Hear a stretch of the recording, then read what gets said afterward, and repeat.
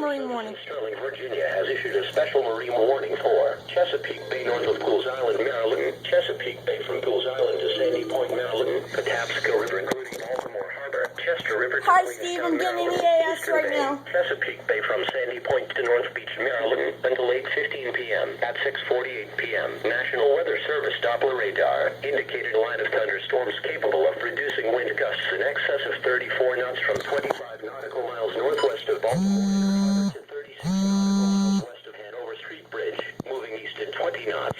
This line of thunderstorms will be near Baltimore Inner Harbor, Hanover Street Bridge, South Locust Marine Terminal, Northwest Harbor. Wind gusts of at least 34 knots. Large hail, locally high waves, and dangerous lightning can't be expected. Boaters should seek safe harbor immediately until this storm passes. This storm is producing frequent lightning. Stay below deck, if possible, and keep away from ungrounded metal objects. Report severe weather to the Coast Guard or nearest law enforcement Sorry, Dave, come here. agency. You will relay your report to the National Weather Service.